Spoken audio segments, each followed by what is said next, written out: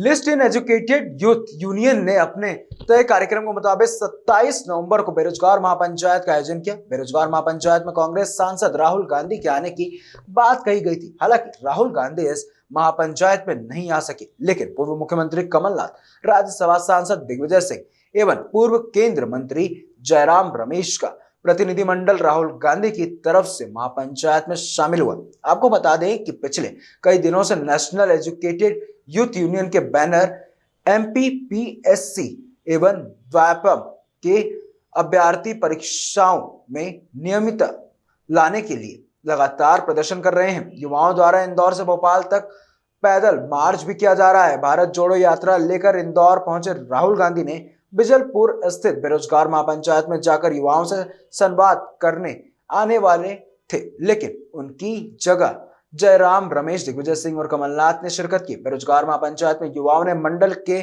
सामने अपनी 5 सूत्रें मांग रखी। साथ ही उनसे यह सवाल भी किया कि संसद में विपक्ष बेरोजगारों की समस्याओं को निपटारे के लिए क्या भूमिका निभा रही है, और यदि मध्य प्रदेश में जाने का काम कांग्रेस की सरकार आती है तो इन मुद्दों पर क्या कार्य करेगी।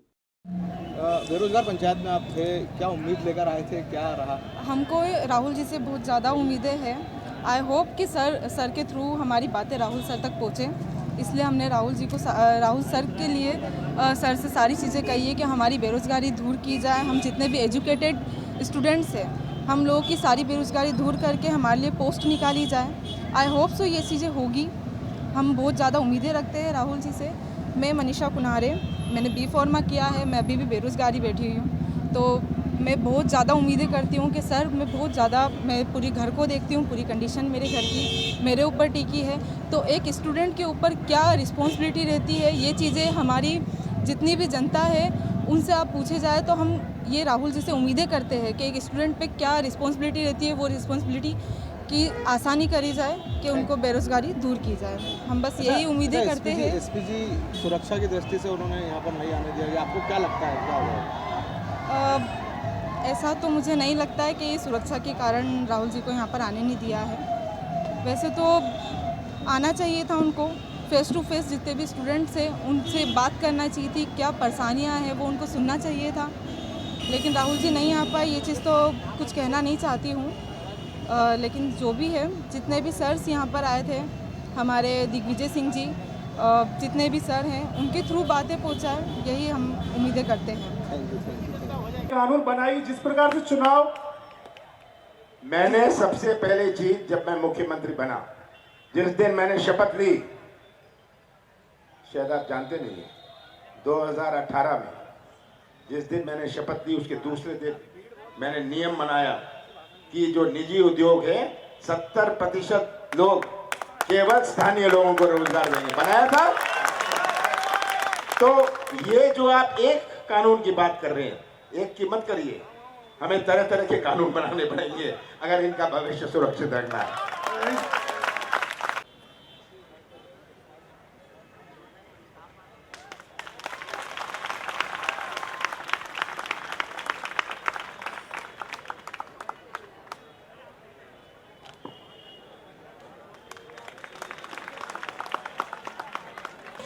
से तुरंत भरा जाए, ये विशेष आग्रह मध्य प्रदेश के युवाओं का है। और लास्ट में मैं अपनी बात को खत्म करने से पहले एक और प्रश्न करना चाहूंगा, और यदि वो मामला सोल्व हो जाता है तो नवीन पद सृजित हो जाएंगे, ये पद जल्दी से जल्दी भरे जाए। धन्यवाद, बहुत बहुत धन्यवाद, बहुत बहुत धन्यवाद सभी साथियों को। हम चाहते हैं ये तमाम प्रश्न राहुल गांधी जी तक पहुंचेंगे। मैं अब माननीय कमलनाथ जी से निवेदन करता हूं, वो सभी ये है कि मध्य प्रदेश में विगत 2 दशक से 20 साल हो गए, मध्य प्रदेश में एससी, एसटी, ओबीसी, माइनॉरिटी और महिलाओं के 1,04,500 पद अभी भी खाली है, जिसको सरकार तुरंत भरे। जैसा कि दीदी ने कहा कि रिजर्वेशन के जो पद हैं, बैकलॉग के पद है, वो अलग से फुलफिल किए जाए, और जो नियमित भर्तियां हैं वो लगातार हो जाए। दूसरा प्रश्न मेरा ये है सर कि मध्य प्रदेश में आउटसोर्सिंग के माध्यम से पद भरे जा रहे हैं। अब यदि हम ये कह रहे हैं कि आउटसोर्सिंग से पद भरे जा रहे हैं तो आप भरिए, लेकिन वहां पर रिजर्वेशन का नियम लागू होना चाहिए। हाईकोर्ट में लंबित है। सरकार हर बार जाती है, केवल तारीख बढ़वाने का काम कर रही है और उसका सॉल्यूशन नहीं चाहती है। मध्य प्रदेश में 4 साल से पीएससी की भर्ती इसी कारण नहीं हो पाई है। इनके बाद शिखा शर्मा गलत नियमों पर परीक्षाएं हो रही हैं। तो मैं आपसे आग्रह करूंगा कि विपक्ष इस बात का सवाल स्पेसिफिक पूछना, अगर जवाब चाहिए तो, है ना? नहीं लगेगा। दूसरा, ओबीसी आरक्षण को सॉल्व किया जाए। जो भर्ती निकाली गई है वो 11 सालों के बाद निकाली गई है और वो भी 18,527 पदों पे निकाली गई है, जिसमें से बैकलॉग के काफी पद हैं और जो पद है वो नाम मात्र के, मतलब जनरल, ओबीसी, ईडब्ल्यूएस, एससी, उनके साथ न्याय नहीं किया गया है। मैं चाहती हूँ उनके साथ न्याय हो और 51,000 पदों पे भर्ती हो और बैकलॉग के पद उसमें शामिल नहीं हो। हम नहीं चाहते हमारे पदों में बैकलॉग शामिल हो, क्योंकि ये भर्ती फ्रेश पदों पे होती है। धन्यवाद। इनके बाद सभा सांसद दिग्विजय सिंह से पहली बार भारत में गरीबी, बेरोजगारी, भूखमरी, बेमनस्यता जैसे मुद्दों पर चर्चा हो रही है। इसके साथ ही मैं सभी अतिथियों का स्वागत करता हूं और मेरा प्रश्न इस प्रकार से है कि राहुल गांधी जी कहते हैं कि मैं किसी से डरता नहीं हूं, वो आप लोग भी अपने अंदर से डर निकाल दीजिए। मैं मध्य प्रदेश के चंबल से, भिंड डिस्ट्रिक्ट से आता हूं और मैं भी किसी से नहीं डरता हूं। लेकिन समस्या इस बात की है कि हम सभी विद्यार्थी अपने भविष्य को लेकर चिंतित रहते हैं। अभी माननीय मुख्यमंत्री जी को इस यात्रा में आमंत्रित करने के लिए हमारे साथी एक पत्र लेके जाते हैं। बदले में क्या होता है कि उन 3 साथियों को गिरफ्तार कर लिया जाता है। आदरणीय एडवोकेट विभोर खंडेलवाल सर की मदद से हाईकोर्ट में हैबियस कॉर्पस दायर करके हम उनको बाहर निकालते हैं, लेकिन ये किसी भी प्रकार का सॉल्यूशन नहीं है। मैं आज, चूंकि आप यहाँ पर मुझे 3 जो नेता हैं हमारे, वो राष्ट्रीय नहीं अंतरराष्ट्रीय स्तर के हैं, तो हम सभी छात्रों की तरफ से, न केवल मध्य प्रदेश बल्कि भारत के सभी छात्रों की तरफ से विनम्रता पूर्वक एक आग्रह करना चाहते हैं और एक वादा लेना चाहते हैं आपसे कि यदि केंद्र में आपकी सरकार आती है या मध्य प्रदेश राज्य में आपकी सरकार आती है, और जहां तक है आएगी, जहां तक है आएगी, तो मैं आपसे वादा ये लेना चाहता हूं कि आप एक ऐसा कानून का निर्माण करें कि जो छात्र बेरोजगारी के मुद्दे को लेके गांधी जी के सिद्धांतों पर अहिंसा पूर्वक यदि आंदोलन करते हैं तो उन पर किसी भी प्रकार का कोई भी धारा, कोई भी कानून नहीं लगाया जाएगा। ये पूरे भारत की समस्या है। अगर आज ऐसा कानून होता तो यहाँ पर 1 लाख छात्र होते। छात्रों के अंदर इस बात का डर है। दूसरा, मेरा एक प्रश्न और का काम करेंगे और आज शाम को जो राजवाड़ा में सभा है, उस सभा में माननीय राहुल गांधी जी इन तमाम प्रश्नों को प्रश्न रखना है, ये जो हमारे वरिष्ठ नेता है वहां तक पहुंचाएंगे। जिम्मेदारी से बचने के लिए सब कुछ प्राइवेट कर रही है। जो कुछ भारत के नागरिकों ने इतने सालों से बनाया है उन्हें प्राइवेट हाथों में दिया जा रहा है, जिससे सरकारी नौकरियां भी खत्म होती जा रही है। तो मेरा सवाल है कि क्या है सरकार उद्योगपति को फायदा पहुंचाने के लिए सब कर रही है, या इसके साथ सरकार ऐसा करके आरक्षण को भी कमजोर करना चाहती है? धन्यवाद। जय हिंद सर। मेरा तैयार रहेंगे। परमानेंट भर्ती की जगह आउटसोर्सिंग जो ठीक। दूसरा क्वेश्चन अरविंद लोधी पूछेंगे। जैन सर, मैं अरविंद राजपूत, मध्य प्रदेश का एक बेरोजगार छात्र। सर, मैं आपसे एक क्वेश्चन पूछना चाहता हूं। आपने जो एक प्रशंसनीय कार्य किया है, धन्यवाद। मध्य प्रदेश नहीं पूरे देश का हुआ आपके साथ है। इसके बाद आयोग है, व्यापम और एमपीपीएससी, इन दोनों आयोगों द्वारा वर्तमान में जो कैलेंडर जारी किया जाता है वो कैलेंडर पूरी तरीके से फॉलो नहीं किया जाता, और अगर किसी प्रकार से वो फॉलो किया भी जाता है और उनसे जो परीक्षा आयोजित की भी जाती है तो वो भ्रष्टाचार या पेपर लीक हो जाते हैं। तो सर, मेरा क्वेश्चन ये है कि अगर आपकी सरकार बनती है तो जो आयोग है व्यापम और एमपीपीएससी, इन दोनों से जो पेपर लीक और भ्रष्टाचार हो रहे हैं सर, उन पे किस तरीके से रोकथाम किया जाएगा? इसमें सरकार किसी एक कंपनी के माध्यम से एम्प्लॉय को हायर, राजेंद्र जी जहाँ भी हो मेरे पास, कंपनी द्वारा ली गई सैलरी कम से कम युवाओं को देती है, कभी भी युवाओं को जॉब से निकाल देती है, जिसके कारण युवाओं का शोषण संबंधित भर्ती करने वाली कंपनी द्वारा किया जाता है। तो सर मैं आपसे एक पूछना चाहता हूं कि आप आउटसोर्सिंग भर्ती को बंद करेंगे? सिर्फ पुस्तकें पढ़ते रहे, कोचिंग संस्थान में जाते रहे, मोटे 3 करोड़ लोगों की नौकरी निकाली, पर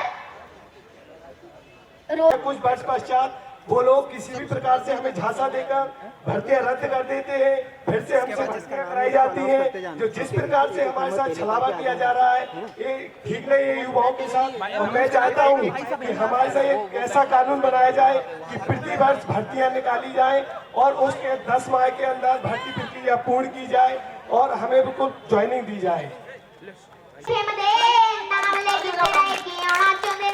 मुसीबत मरा सवाद लंदी है नड़े केड़े रास्ते ते तू तुरे इथे बदले ते कंट्रोवर्सी का रेट मिलूगी, कर्मा दे नाम दे बेट मिलूगी, सच बोलेगा तो मैनू 295 जे करेगा तरक्की बोते हेट मिलूगी। उन्होंने भी कहा था कि मुसीबत तो आती रहती है, तुझ कि दुनिया तो ऐसे ही स्वाद लेगी पर चल रहा है, वहां पर बहुत बदनामी मिलेगी, आपको भी बदनाम जाएगा, पर आप झुकना मत, डरना मत और दबना मत।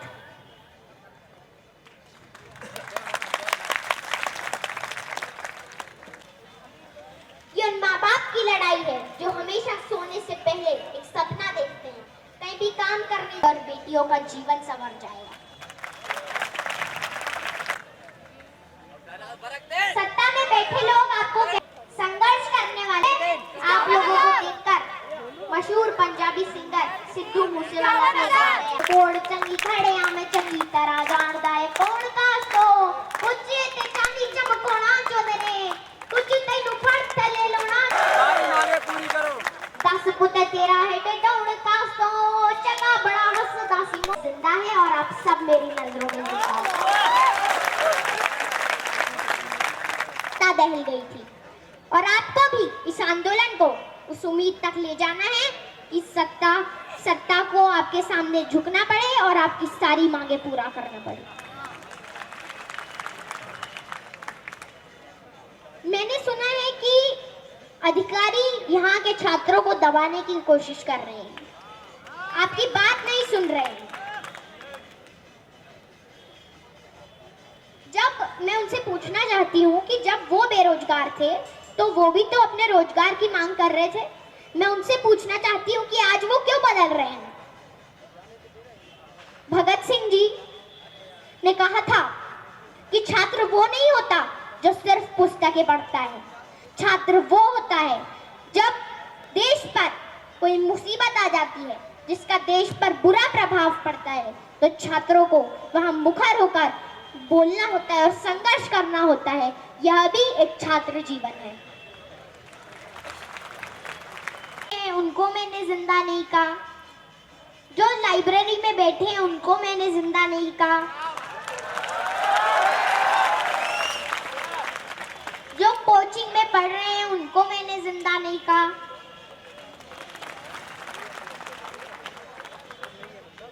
जो घर पे बैठकर टीवी देख रहे हैं उनको मैंने जिंदा नहीं कहा, जो दूर बैठकर इस आंदोलन को तमाशे के रूप में देख रहे हैं उनको भी मैंने जिंदा नहीं कहा। मैंने आपको जिंदा इसलिए कहा क्योंकि जिसमें जुनून होता है और जो अपने हक के लिए लड़ता है वो जिंदा होता है। जिंदा भाई बहनों को आपकी छोटी बहन सानिका का इनकलाबी जय हिंद। मध्य प्रदेश का भविष्य, सबसे बड़ी चुनौती अगर मध्य प्रदेश में है वो रोजगार की है। जो मेरे सामने बैठे हैं वही निर्माण करेंगे मध्य प्रदेश का भविष्य में। हम जो मंच पर बैठे हैं हमारा समय अब निर्माण करने का नहीं है, पर अगर आज के नौजवान जो भटकता नौजवान है अगर उसका भविष्य ही अंधेरे में रहा तो कैसा मध्य प्रदेश का निर्माण होगा। सबसे बड़ी चुनौती है हमारे सामने, सबसे बड़ी चुनौती हमारे सामने बेरोजगारी की है। 15 महीने में मुख्यमंत्री रहा, उसमें से 2.5 महीने गए आचार संहिता और लोकसभा चुनाव में। 11.5 महीने में हमने अपनी नीयत और नीति का परिचय दिया। आप सब गवाह हैं। और केवल घोषणाओं की बात नहीं की। हम गौशाला लें, हम किसानों का कर्जा लें, हम पेंशन लें, हमने 11.5 महीने में उसमें कदम बढ़ाए। आगे बहुत बड़ा रास्ता था, पर सौदा हो गया और हमारी सरकार नहीं रही। मैं भी सौदा कर सकता था, मैं मुख्यमंत्री था, पर मैं नहीं चाहता था कि मध्य प्रदेश की पहचान सौदे की राजनीति से होए। और मैंने हमेशा ये कहा है कि जब तक रोजगार के नए मौके नहीं बनते, मंदिर या मस्जिद में जाने से रोजगार नहीं बनने वाला। आपने बात करी पीएससी की, व्यापम की, ये तो एक एरिया है। आपने निजी क्षेत्र की बात नहीं करी। जितने उद्योग लगते नहीं है मध्य प्रदेश में, उससे ज्यादा बंद हो जाते हैं। छोटे उद्योग, small scale sector, medium scale sector, जिससे रोजगार के मौके बनते हैं। बड़े बड़े उद्योग, जिसको केरला या तमिलनाडु में अपना सामान बेचना है, वो मध्य प्रदेश नहीं आता, वो हरियाणा और पंजाब में अपना उद्योग लगाता है। क्यों? क्योंकि मध्य प्रदेश पर विश्वास नहीं। नंबर 1 मध्य प्रदेश भ्रष्टाचार में, नंबर 1 बेरोजगारी में, महिला पर अत्याचार पर नंबर 1 मध्य प्रदेश। किसको विश्वास होगा इस प्रदेश पर? मैंने प्रयास किया था कि मध्य प्रदेश की पहचान बने। जब मैंने कहा कि शुद्ध का युद्ध हम शुरू करेंगे, आप जानते हैं मैंने शुरू किया। मैंने कहा मैं माफिया के खिलाफ युद्ध करूंगा, हमने शुरू किया। सही बात है कि मध्य प्रदेश की पहचान क्या माफिया से होगी, क्या मिलावट से होगी? जब तक विश्वास ना बने, निवेश आएगा जब विश्वास होगा, और बड़े उद्योग आएंगे जब हमको उस प्रदेश पर विश्वास होगा। तो अभी मैंने आपकी बात सुनी, बहुत खुशी हुई कि आपने एक संगठन बनाया, और ये संगठन से आप जुड़े रहिएगा। 9 महीनों में चुनाव है। आप जानते हैं कि जन भावना क्या है। मध्य प्रदेश के पास, भाजपा सरकार के पास, शिवराज सिंह जी के पास क्या बचा है? पुलिस, पैसा और प्रशासन। इसके अलावा जन समर्थन नहीं बचा। और 9 महीने बाद, 10 महीने बाद जब कांग्रेस की सरकार बनेगी, मैं आपको ये कहना चाहता हूं कि कांग्रेस की सरकार सबसे पहले कदम उठाएगी कि हमारे जो बेरोजगार हैं उनको रोजगार मिले। हम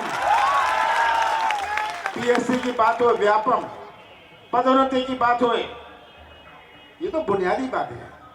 अगर पदोन्नति नहीं होगी तो कैसे नए मौके बनेंगे? व्यापम के घोटाले, कौन सा घोटाला नहीं, हर बड़ी चीज में घोटाला। आप जानते हैं क्यों नहीं ये करते? क्योंकि जो खर्चा लगेगा नई भर्ती में, ये खर्चा से वो ठेके देते हैं जहां इनकी कमीशन बने, और इनकी कमीशन बने ठेकेदारों को ये 10% एडवांस, 20% एडवांस देंगे और अपना कमीशन अपनी जेब में रखेंगे। बाढ़ में जाए योजना, कितनी अधूरी योजनाएं पड़ी है मध्य प्रदेश में। आज अगर एक सिंचाई की योजना होए, नौजवानों को व्यवसाय का मौका मिल सकता है। पर भ्रष्टाचार इतना, कोई गाड़ी चला लेगा, कोई दुकान खोल लेगा, कोई ढाबा चला लेगा। आज कैसे व्यवसाय के नए मौके बने? हमें आर्थिक गतिविधि बनानी है। आर्थिक गतिविधि कैसे मध्य प्रदेश की बने? जो किराने की दुकान गांव में है, वो आर्थिक गतिविधि बनाती है, और वो तभी बना सकती है, किराने की दुकान तभी चल सकती है जब किसानों की जेब में पैसा हो। ये तस्वीर आप सबके सामने है। मैं आपसे ये नहीं कह रहा किसका साथ देना।